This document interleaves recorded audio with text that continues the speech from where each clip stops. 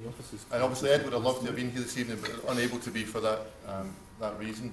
The last thing I'd say before introducing George is that one of the things we set up our initial campaigns on the website, it's gone live today, and it's free to join Labour Friends of the Forces. It's a campaign on the Chief Coroner's Office. And unfortunately that campaign's only just begun, and it might have to be brought to a close because the media are reporting this evening that the government's about to do a U-turn on the Chief Coroner's Office tomorrow in the House of Lords. So like, one success a day is a kind of threshold we've set ourselves. So any suggestions for tomorrow would be grateful to receive. But look, with that, it's delighted to introduce the man who gave me my first and temporary job in politics, the noble Lord Robertson.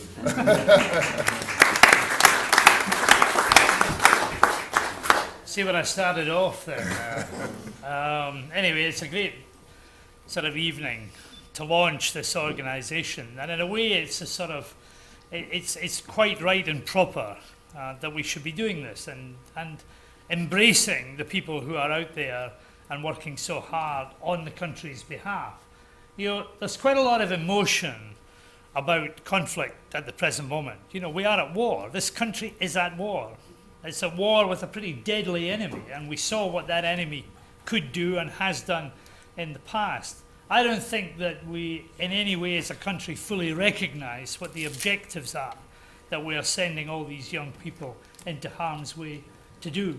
I've spoken to a number of people who have come back from Afghanistan, some of them bruised, some of them injured, and all of them feeling that although they've been honoured when they came back, the mission that they are involved in seems to have passed by.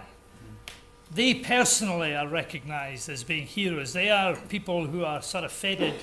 The bodies of our dead forces are honoured in Wootton Bassett and elsewhere, but the mission that they are involved in is what is so important to them. The feeling that they are appreciated for what they're doing and not simply for their own professionalism. And that's something I think that we can do through this organisation as well. I'm glad that so many of my parliamentary colleagues are here and subscribing to it, and many more would have been here as well and will be very much part of the organisation. Because it's not just about politics. It's not simply about taking back the fighting men and women into Labour's embrace.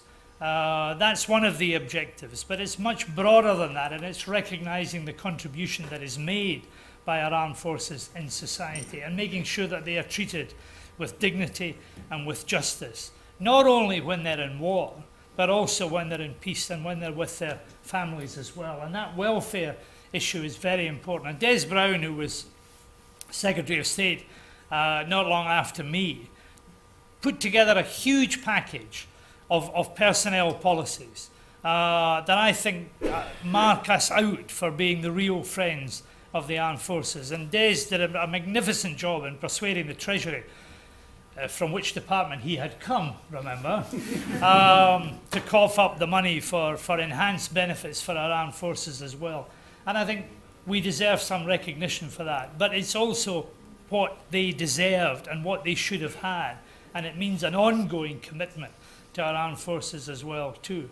But I think we've got to make sure that people recognise that as a party we are absolutely committed to looking after the welfare and the interests of people who serve in uniform and the civil servants who support them essentially as well. One of the ironies at the moment is that the present government, the coalition, is trying to scythe away 26,000 civil servants from the Ministry of Defence who are largely there because the Tory government during the Thatcher and Major years decided that people in uniform shouldn't be doing the simple jobs that would be much better done by civilians. So they civilianised the armed forces, and now they're reversing that.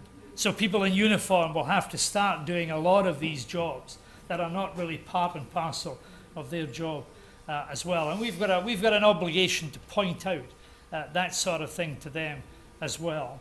And where we fit as a country in the world, what we do with our armed forces, what the objectives are, what really the Defence and Security Review should have been about, has got to be part of our policy work as well, embracing so many people in the armed forces.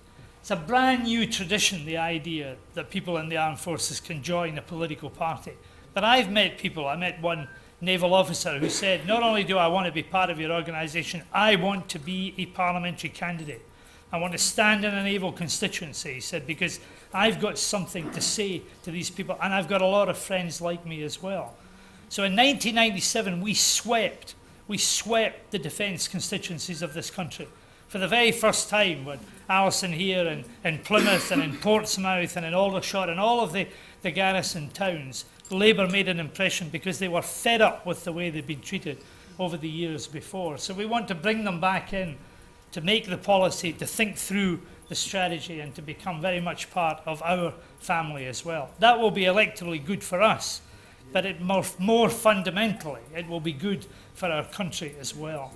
So this is a good organisation, and I hope the message goes out from here tonight to the broader defence community that they're welcome in the party and welcome to make a contribution to how policy moves forward. Great idea to set it up, Jim. Commendations for that.